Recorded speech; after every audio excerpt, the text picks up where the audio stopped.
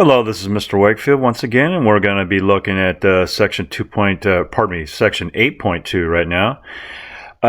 This is the fourth and final method that we have for solving a quadratic equation. It's called the quadratic formula. And so after this is over, after we go over this, we'll go ahead and take a look at all four methods together and talk about which method is best to use if you're in a situation where you have the choice of which method you want to use. Okay, and so we'll talk about all that eventually, but let's talk about this final method here first. Basically, here's the quadratic formula right here. Big, huge fraction, right? Okay, so that's what we're going to use, but before we use that, extremely important, and sometimes students forget this, okay, you have to get your equation so that all of the terms are on one side so that you have a zero on the other side. Kind of like the factoring method where you have to have a zero on one side, okay? And so we're going to do that. Also, not that this is completely mandatory, but we want that x squared term to be positive. It is basically mandatory when you're doing the factoring method for that x squared term to be positive. But here it's not, although the answers will look a little different than the back of the book. It doesn't mean you're wrong, but it'll look a little bit different than the back of the book if you're comparing answers if you don't make that positive. So we'll just, for the sake of keeping things simple here, when we move all of our terms to one side and get a zero on the other side, we'll make it so that the x squared term is positive. Also, make sure that it's in this order as well. Okay, and then once you've done all of that, then we'll pull out the quadratic formula. And notice that x is by itself in the formula, so that will solve the whole thing right there. It's just a matter of simplifying that answer. After that, we'll get into that. So now, first problem here. How do we get all the terms on one side here so that the x squared is positive? Well, since the x squared is already positive, we need to move over the 7x and the 3. And assuming there's no parentheses to clear out first, and if there is, go ahead and do that, like we do here in problem C. But otherwise, add or subtract the terms over so that they're all on the same side. And so you have a 0 on the other side. In fact, if you move these over here, these are all cancel out. And that makes that 0 there. Again, very similar to the factoring method, at least as far as how we start the problem. In fact, normally at this point after you do this, don't you normally try to factor that when we did the factoring method? So you can see the first part of the problem is very similar to the factoring method. But what's different here is... first of all, they tell us to use the quadratic formula, so we have no choice here. But secondly, we couldn't factor this anyway. This is actually prime. Doesn't mean that all these problems are going to be prime because they ask us to do something different than the factoring method. Don't get me wrong. But this one does happen to be prime, and most of these problems in this section will be, all right, which is why they ask you to do the quadratic formula. All right. So let's get started here. Now that I've got it in the correct form, it is in this form right here. All right. We now need to figure out what the A, B, and C numbers are. In other words, what are the three coefficients of these three terms? Let's write that down. Not that you have to write it down, just so long as you can see it. But since we're doing our first problem here, I'm going to write it down. We get 3, -7, and -3, correct? So... then all you got to do now is just plug in those numbers into the appropriate spots here in this big fraction. And then x will be by itself. And you've pretty much got it made at that point. You just have to simplify that big fraction. I'll talk about how to do that. All right, now, normally you would plug in the -7 right here, but let's make this as simple as we can. When it says negative b, that means -1 times b. So let's just go ahead and multiply that right now, because it won't hurt to do that, even though that's not the first thing you normally do in order of operations. It won't change the answer if we do that. So I'm just going to say -1 times -7, which is the b here. -1 times -7 is 7, and so that just cleans out that first part right there. It takes care of that right off the bat there. Now the radical's the toughest part, all right? Let's be careful with that. Now we want to plug these things in carefully here. Always use parentheses when you're plugging something into a variable, okay, to make sure it goes in there correctly. And now what you do is you got to realize that, yeah, let me put that stuff in there. Sorry about that. There we go. But what you need to realize at this point is that we need to simplify this. And since there's no variable in it and we're trying to simplify it, it means to do order of operations. So order of operations means that if you have just one big fraction, you're supposed to figure out what the top and bottom are equal to first, and then you try to put it in lowest terms after that. Okay, so the bottom, as you can see there, that's the easier part. That's just 6, right? Okay. And then on the top, we have 3 things here, basically. We have the inside of the radical has to be done before you calculate the radical. We've seen that before. Inside of the radical before the radical itself being calculated. And then we add and subtract with the 7 at the end if we can. All right. So what is the inside of the radical? Again, that's the toughest part here. It is, we've got an exponent in there. We've got multiplication, and we've got subtraction. All right. Now, so the exponent comes first before all of that, right? Exponents come before multiplication and subtraction. So let me write that down. And then what? Then, in order to make this easy on us here, you guys, a lot of people like to multiply -4 instead of just 4, just so they can get that negative in there. That's okay to do that as long as you realize that, and let's go back up to the formula. This means right here, when you have 2 terms being subtracted, that means plus -4ac. B squared plus -4ac. So if you're going to do -4 times a times c, that's okay, as long as you realize that whatever you get as an answer there is going to be added to the 49 because it's b squared plus -4 times a times c. All right, so go ahead and multiply by -4. That's fine. In fact, I'd recommend that. But just make sure you're adding that result to the 49. So -4 times 3 is -12. -12 times -3 is 36. And since that's positive 36, I'm going to say plus 36. All right, but we need to add that result 36 to the 49. What is 49 plus 36? It is 85. And so we figured out the inside of the radical, didn't we? Okay, now at this point, you got to figure out what the radical is. Okay, but there's a problem. It's not a perfect square underneath there. All right. If it was 81, we'd be able to do it. If it was 100, we'd be able to do it. If it was like 9 or 16 or 25 underneath that radical, we'd be able to do it. But 85, no. All right. So that means that we can't take this any further with the order of operations right now because you're not allowed to add or subtract a regular term to a radical term. And since I can't get rid of this radical here, all right, because I can't, there's not a perfect square underneath there, I could try to simplify it, but that won't completely get rid of the radical unless there's a perfect square like 81 or 100 underneath there, all right? So I could try to simplify that, but I still wouldn't be able to add a regular term to a radical term. All right. So in other words, I've taken this as far as it could go, try to simplify the radical, but otherwise you can stop right there because we really can't take this any further. They're not asking you to put this in your calculator or anything, so that's why I'm not doing that. I'm just simplifying it without a calculator as far as that I can take it there. So you don't need to put square root of 85 in your calculator and getting some approximated decimal answer. Please don't do that because then it wouldn't be an exact answer anymore. It'd be rounded off. Unless they tell you to do that, but they're not going to here. So if the radical doesn't go away, just leave it the way it is. All right. Try to simplify it if the problem asks you to do so. But if it's not a perfect square underneath there, all right, you won't be able to take it any further other than maybe to simplify the radical if it simplifies. This radical does not simplify, so that's the other reason why I stop here. Excuse me.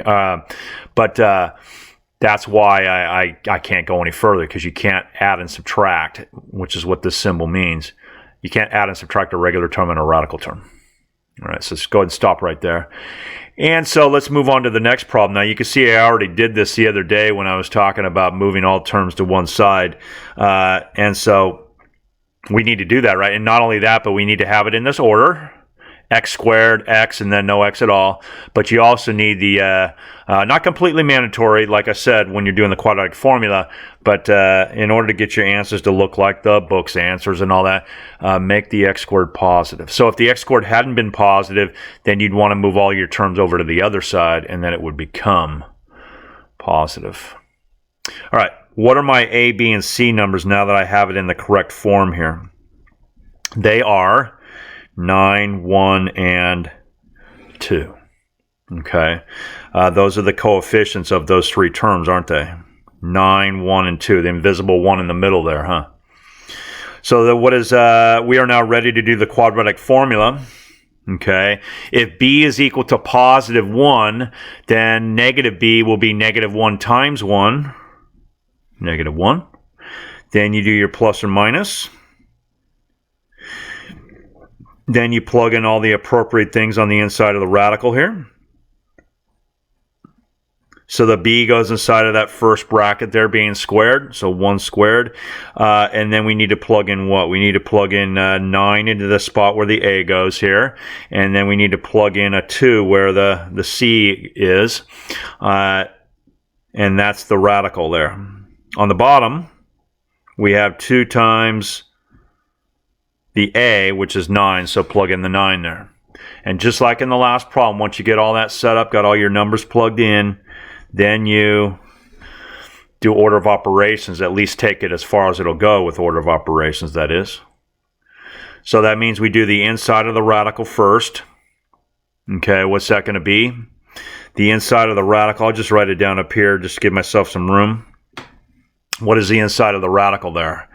It is exponent first, so we get 1 on the exponent. And then we have to do what? We have to do negative 4 times 9 times 2. Negative 4 times 9 is negative 36, times 2 is negative 72. And so we end up with 1 plus negative 72. And as you know, when you have a number plus a negative number, you can also say minus 72. But again, I'm just emphasizing the fact that you have to add those results there when you actually do negative 4 times A times C. All right, but it is the same thing as minus 72 when it's plus negative like that. What is that equal to, though? That is equal to, let me write it down, square root of negative 71. Again, you guys, we have the square of a negative. All right, if this was not a problem where in the directions up here it says, express your imaginary answers in terms of I. When you get the square root of a negative number, that's an imaginary answer. If it had not said that, as I mentioned in the last section, if it had not said those words, express your imaginary answers in terms of I, you can then look at this answer and say, no solution, because the solution that you got has a number that's not a real number. And so it normally would not be an answer. Could not be an answer. But because it has these directions up here, it's telling you to acknowledge, once again, your imaginary answers and don't just say, hey, there's no answer there. Okay, we got to pay attention to those imaginary answers and not act as if they don't exist. All right? So when those directions are there, you've got to do that. Otherwise, you can take the imaginary answers and just ignore them and say no solution, because there'd be nothing left. If you ignored the imaginary answers, there'd be nothing left, because this is the only answer you have. So since we are doing that, we are acknowledging that, as I told you, whenever you get the square root of a negative number, you want to immediately change it to an I on the outside with a positive on the inside, like that. And I'm done now because this is not a perfect square underneath the 70 underneath the radical. It's not a 64 or an 81. It's a 71. So I know that I won't be able to add these together. All right, and so that's as far as I can take it. Remember, when we simplify a fraction that has no variable in it, okay, we want to figure out what the top and bottom are completely equal to normally. Okay, I'll show you an exception to this coming up here, which will be optional, so don't worry. But normally you want to get a single number on the top and bottom, all right, and then put it in lowest terms, all right, when you got just a single number on the top and bottom, because there's no variable getting in the way of doing that normally. But because you got a radical and a regular term, those are not allowed to be either added or subtracted, like the symbol is telling you that you should try to do right here. Okay, so we've taken this as far as it'll go, and nothing else will combine or simplify. All right, so once again, if the radical is not a perfect square underneath it, okay, you can stop unless they ask you to simplify the radical. But other than that, you can stop when you're doing the quadratic formula. Now, in this next problem, we will get a perfect square underneath that radical. So I'll show you what to do when that happens, all right, and you'll see the difference. Okay, as with any quadratic equation, with the exception of the square root property, all right, when you got a bracket squared and you're doing the square root property, that's different, and we'll go over that again here when we review all the different four different methods for quadratic equations. But other than that, you always want to clear out your parentheses first, all right, when you're solving a quadratic equation, just like a linear equation. And so I'm going to do that here. Distribute that out.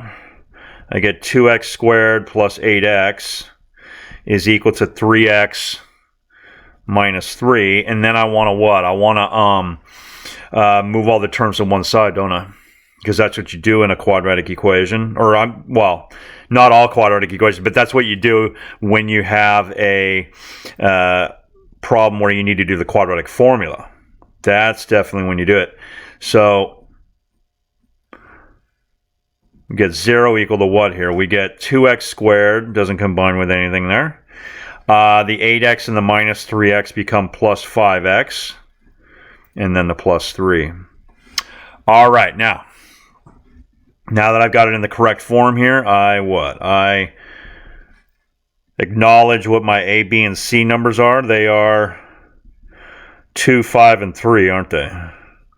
2, 5, and 3. Okay, let's go ahead and plug those in. If B is positive 5, then looking at the formula here, if B is positive 5, the negative B is going to be negative 1 times 5, negative 5, like that. Okay, and then continuing on, we got 5 squared minus 4 times, and then plug in the A and C numbers. All right. And then we divide that by 2 times, and then plug in the A number down there. 2A is on the bottom. Okay, so let me plug in these other numbers here as well. There we go. All right, now, what do we got here? We've got, just like in the other problems here, I've now got the whole thing set up. Everything's plugged in, so try to do order of operations on this. All right, so that means the bottom, figure out what the top and bottom are equal to, or at least take it as far as you can go. So we got 4. All right, and then on the top, you got to do the inside of the radical first, as we've talked about. So that's going to be exponent first is 25. When we multiply, we get negative 4 times 2 is negative 8. Negative 8 times 3 is negative 4. So we get 25 plus negative 24. Same thing as 25 minus 24, but you could say plus negative. But that is equal to 1, isn't it? And so that's what we got. Now, the difference between this problem and the other problems is that that's a perfect square number right there. All right, the 1 is a perfect square number, just like 4 or 9 or 16. I'm just going to make some room here.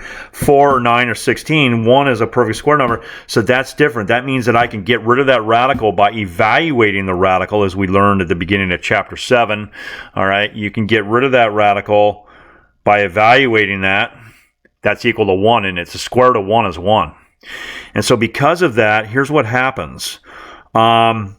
You end up getting negative 5 plus or minus 1 over 4. Since the radical went away, you guys, we can now add and subtract the negative 5 with the 1. So you might be wondering, well, how do I add and subtract at the same time? Well, you don't do both of them at the same time. Here's what you do if the radical goes away. What you do is you split it up into two parts. Remember, plus and minus, you guys, means that there's one answer that has the plus, and then there's one answer that has the minus. And so what are those two answers right there going to be?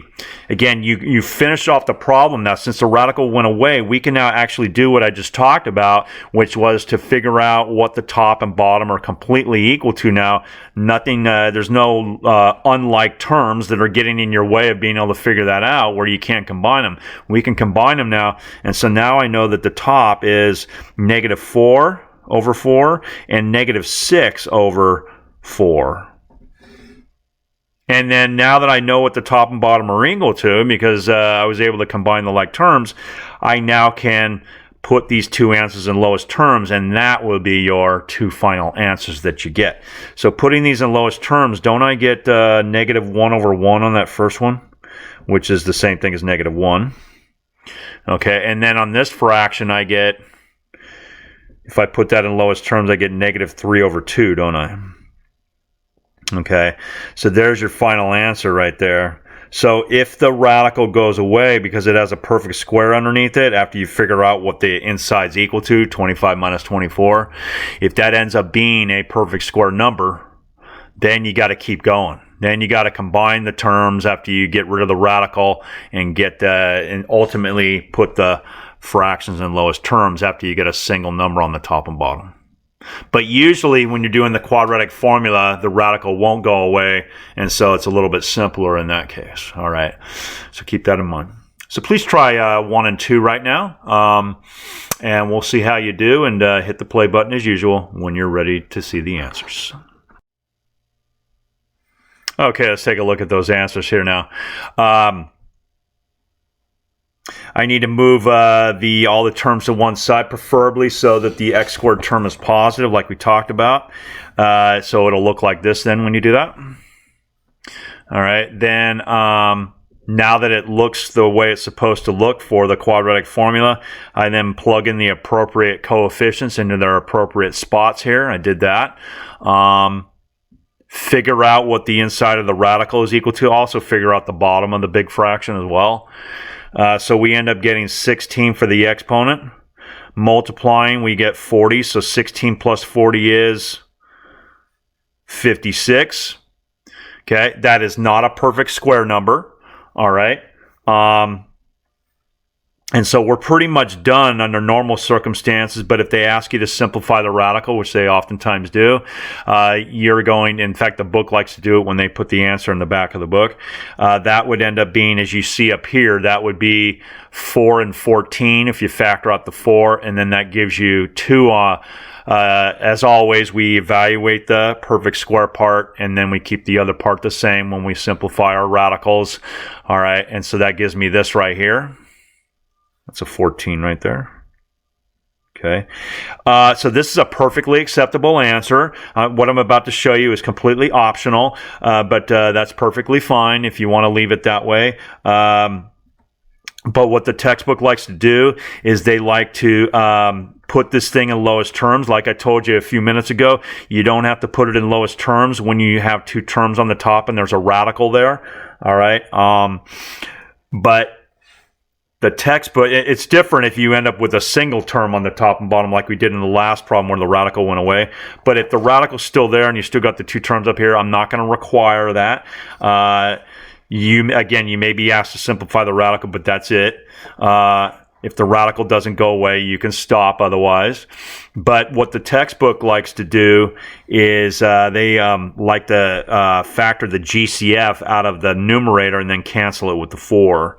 All right. When I say GCF, I'm just talking about the outside numbers here. You can't factor out of the radical. You're not allowed to do that. But if you factor out of the -4 and the 2, the GCF would be 2. Okay. I'm sorry, that's over here. It's right here. Okay. You factor out the 2 right there. You can see right there. Okay, and then that makes this 2 times -2, and so that's why the -2 is in there. It matches up with the -4, and then 2 times the radical matches up with this. All right, And so factoring that out and then canceling, because these are both green factors when you do that, just like we learned back in 6.1, you can cancel green factors, right? Okay. You can do that here if you want, but you don't have to, like I said. If you do that, then this is what the answer ends up being right here. So I circled them both because the second one is optional. The first one is fine, though, if you leave it that way. All right. One other thing that's really important, though, a lot of students make the mistake of canceling the -4 and the 4 right here without factoring first. Okay. Again, you don't need to do any canceling at all when you got the two terms and one of them's a radical here. Like I said, you don't have to do that. But if you do want to cancel, you got to factor first. You got to do this thing over here first. The reason why you can't cancel the -4 and the 4 is because, as we learned in chapter 6, you guys, when you have two terms in either the top or the bottom, you have to factor first and identify your factors before you even think about canceling. That's why you have to factor here first. On the top, you can't factor the bottom because it's only a single term, but you got to factor the top because it's got two terms, all right, before you even think about canceling. That's all optional, but I just want to make sure you don't cancel right here. You'd have to factor first if you are thinking about doing canceling. All right? So this is fine. This is okay too, and this is what the book does. All right? Next problem. Similar thing happens there in the next problem. All right, again, I move all the terms to one side by adding or subtracting them over. So I added the 6 over. I then plug in my appropriate numbers right here. And I get, what do I get here? The bottom is 6, but the top is going to be, it's going to look kind of similar to the last problem here. It's going to be -56 instead of +56. All right, and let's do this one step at a time here. So we get this right here. As I said, pull out that I and make that +56. All right. Also, I kind of did two steps in one right here, but this right here is actually I rad 56. But then if you simplify the 56, all right, then that becomes the 2i rad 14 that you see right there. Okay. Again, that's if they ask you to simplify. So in case they do, I want to continue to practice that with you to make sure you remember how to do that.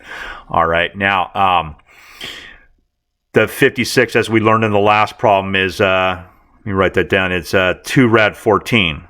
And so that's the reason why you end up with 2i rad 14 right here. I times 2 rad 14, that's what you get. So this is a perfectly acceptable answer. Okay, you simplified the radical. All right, you pulled the I out like you're always supposed to do when it's negative on the inside. But otherwise, you can't get rid of the radical. So you're allowed to stop. All right, but if you do what we did in the last problem because you want to make your answer look like the textbook's answer, then what do? Don't factor out of the 14, but you do factor out of the 4 and the 2 if you want to do this. And the GCF of 4 and 2i would be 2. So then you factor out, just in the same way you pretend like the radical is not even there for a second. Pretend like it's not there and just focus on the 4 and the 2i. If you were to factor a 2 out of that, wouldn't the answer be 2 plus or minus I? Okay, on the inside. So just write down that same thing, you guys, but then just put the square root of 14 on that second term since that was in there as well. So it works very similar to a normal GCF situation. Just remember to keep that radical in the second part there after that. You're then allowed to, since the 2 and the 6 are both single term factors, and that's why I underlined them in green, you can then cancel and you get 1 over 3. And you don't need to write the 1 anymore because when you multiply by 1, you don't need to say multiply by 1. And that's why you just see the inside of the bracket up here with the 3 underneath. Again, this answer's fine. This answer's optional, but it's what the textbook does. So just wanted to make you aware of that when you compare your answers with the back of the book. Okay? Okay, so again, as a reminder, you guys, when we have the next exam, there will be at least one problem. Let's take a look here. So these are the 4 different methods we've learned, including this one back in chapter 5, the factoring method. But on the next test, there will be at least one problem where you must use the square root property, at least one problem where you must use completing the square, and at least one problem where you must use the quadratic formula, just to make sure that you know those methods. All right, so that you always have the ability then to choose any method that you want when a problem does come along where you actually do have the choice. And speaking of that, and by the way, just a reminder also, make sure you know the factoring method for the next test as well, because there could be at least one problem where it won't say you have to use the factoring method on that, okay? But it could be a situation where you're like halfway through the problem maybe, all right, and you run into a quadratic equation, and you may want to use the factoring method because it's the easiest method in order to solve that quadratic equation that you suddenly have in front of you in the middle of that problem. And so it's good to know that as well. All right, so I highly recommend that you remember how to do this as well. Review that from chapter 5 if you need to. What I want to talk about right now that we've got that whole thing out of the way about what's required, what happens if you have quadratic equations? For example, what I just talked about, where if suddenly in the middle of the problem a quadratic equation pops up and you have the choice of solving it however you want, okay? And that's normally going to be the case when you suddenly see a quadratic equation, not at the beginning of the problem, but in the middle of the problem, and you have to solve it. Normally it'll be your choice. So what I want to do right now is to help you make the best choice in that situation where you do have the choice. Let's talk about that right now. Again, this is just my opinion that I'm about to tell you. All right, you don't have to necessarily go with my opinion, but just keep in mind that if you go your own way, then be responsible for that. Okay, make sure you know what you're doing, but I believe that what I'm about to tell you here is the best route to take. Okay. All right. Now, it says which method is best. It says here a couple things to consider. First of all, if you can easily write the equation in the form of an x squared by itself, again, not 3x squared or 5x squared, but just x squared by itself, and a constant number on the other side, no variable on the other side, or if you can get the bracket squared by itself, with just a constant on the other side, no variable over there, then use the square root property. And if you are going to do the square root property, you guys, make sure that you do not distribute out the brackets. That's the one time in a quadratic equation that you do not want to clear out the parentheses first by distributing them out. Normally, in other equations, besides when you're doing the square root property, you would take something like this, where you got a bracket squared, and you would write out what? And we've done this before. You'd write out like bracket times bracket. Something like that. In fact, we saw that in some, here's a good example right here. Remember in chapter 5, we saw stuff like this, where you had a bracket squared and we actually multiplied it out. All right, you would not want to do that when you're doing the square root property. Instead, you would get rid of the exponent.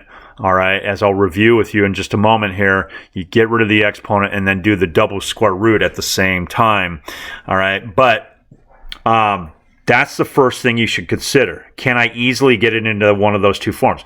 Well, how do I know if I can easily get it into that form? Let's talk about that right now. Take a look at these 4 problems on the back. Notice that in the first problem, I have an x squared, but then there's not a variable anywhere else in the problem.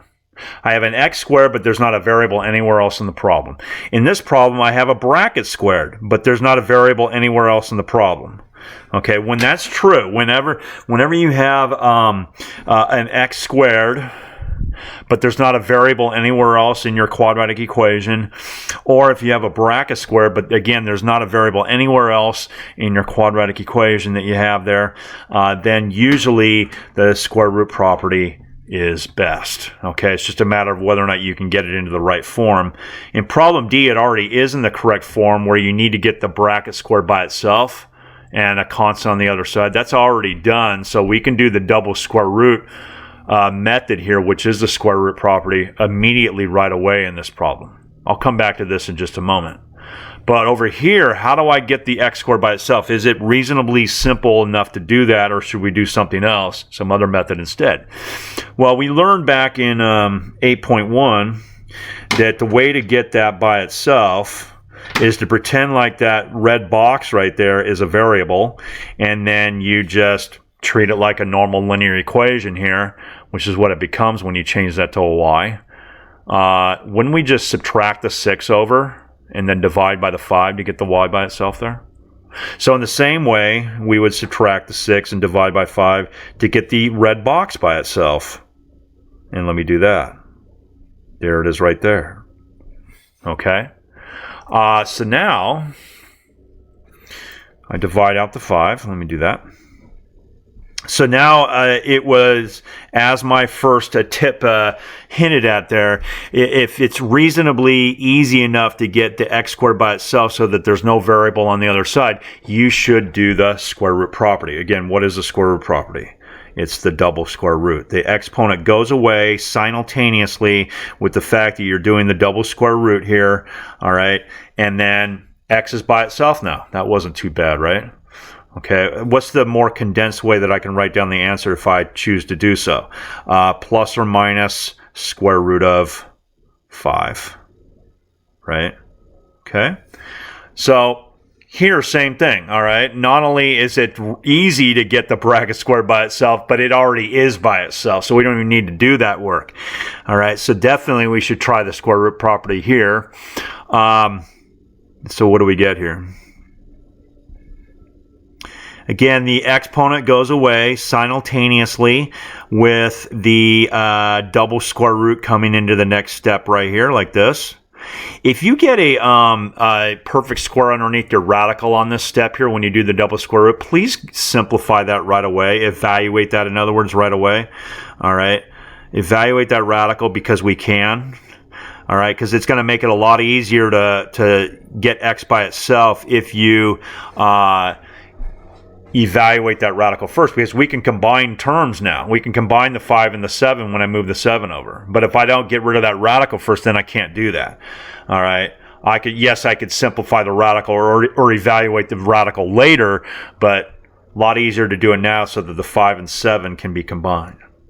So do that, but if it's not a perfect square underneath there, that's different. Then just do what we normally did before, which is to just simplify the radical at the end if you can.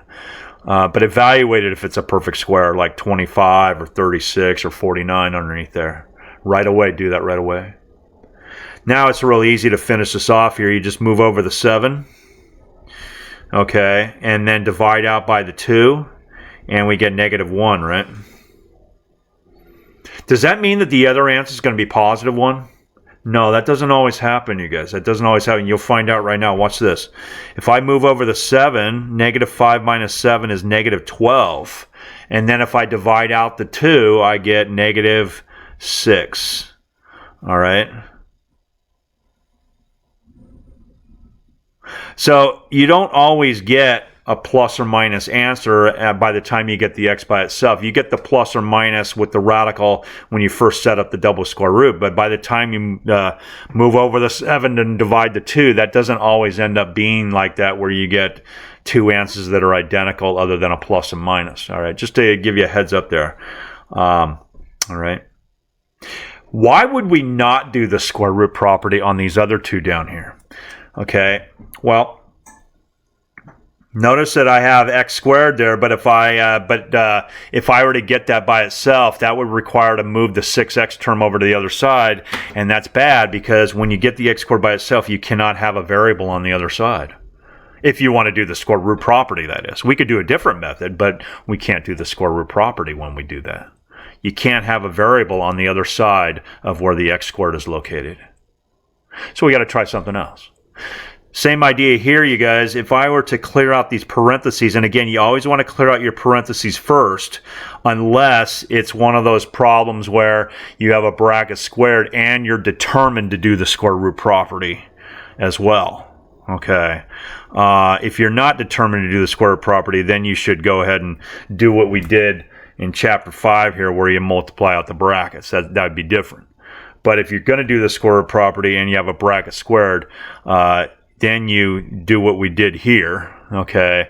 Get the bracket squared by itself and do the double square root after that.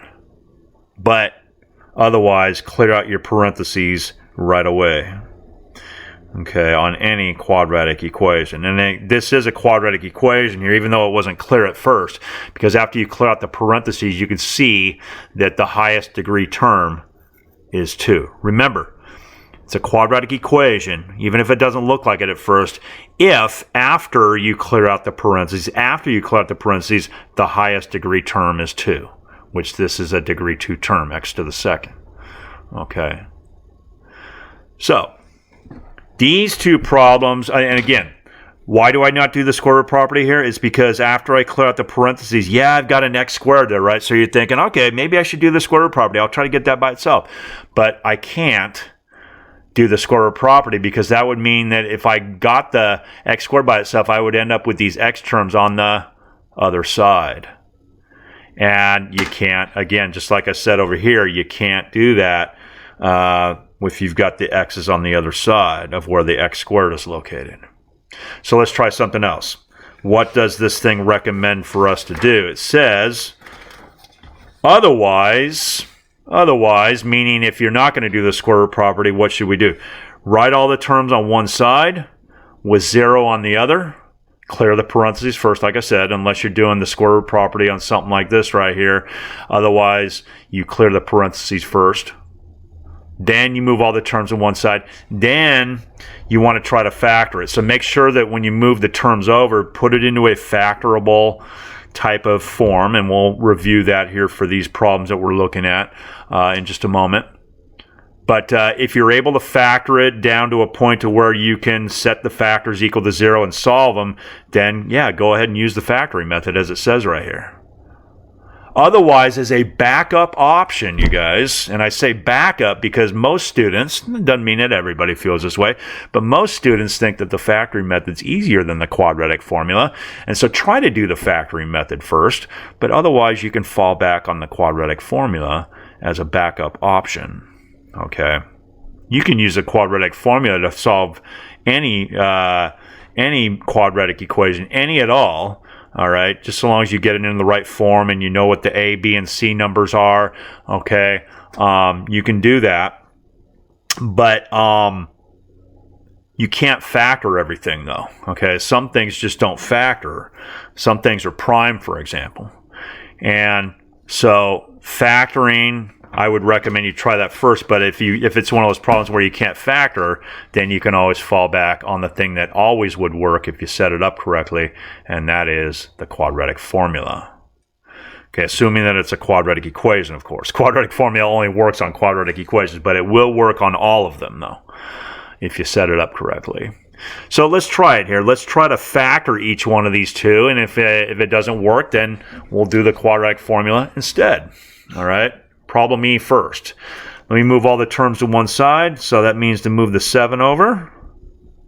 And I get x squared plus 6x minus 7 is equal to 0. That looks like a Berry method type of situation. 1 times negative 7 is negative 7. Okay, are there two numbers, you guys, that equal negative 7 when you multiply them, but they add up to 6? Yes, there are. Those two numbers are 7 and negative 1. So it looks like I can factor this here. X plus 7, x minus 1. Just make sure it's factored completely. The last step of the Berry method doesn't need to be done because both brackets already have a GCF of 1. So you don't, if you factor out 1, it's not going to change what you already have here. And these two brackets are prime. Remember, you got to try to see if they'll factor further, okay? To see if maybe you got 3 brackets. That's rare, but it could happen. But these are both prime because they both have 2 terms and they both have x to the first power. 2 terms, x to the first power. That means your bracket is prime automatically. Okay? And so we're done factoring. We set the brackets equal to 0. And our two answers are going to be what? They're going to be, if I move the 7 over, they're going to be negative 7 or positive 1. That's the factoring method we learned in chapter 5. But on this other problem over here, after I move all the terms to one side, and make sure to put it in an order that you can factor here. So in other words, if you end up with an x squared term, an x term, and a constant term on the side that's opposite the 0 side, okay, make sure you put it in this order. Make sure that the x squared term is positive so you can try to do the Berry method. Okay, all that stuff. If I subtract the 1 over here, what am I going to get? And again, combine like terms as well. All right, because before you factor, you definitely want to have the like terms combined. So combine the 8 and the 3 to get the 11x, and then move the 1 over with the 12 to get the 11. Can I factor this? 2 times 11 on the Berry method is equal to 22. Is there a pair of factors for 22 that add up to the 11 number in the middle? No, there's not. No, there's not. Okay, this is going to be prime. This polynomial is prime right here.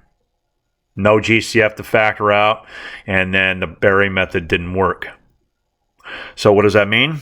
Well, since clearly I can't use the factoring method since nothing factored here, so I can't. There's no factors to set equal to 0 or anything. So as a fallback option, what do we talk about? We talked about doing the quadratic formula. So I'm going to plug in the 2, the 11, and the 11 into their appropriate spots here. Just give me a second to do that. But irregardless of what this answer is, the main point of these 4 problems on the back is just to get you thinking about what the best method is. Okay, that's the main purpose of these 4 problems. But let me just go ahead and finish this off, though.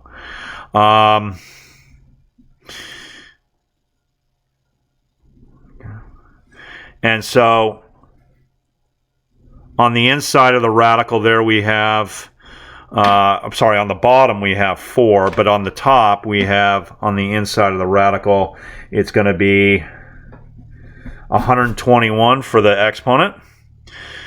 121, and then negative 4 times 2 is negative 8. Negative 8 times 11 is negative 88.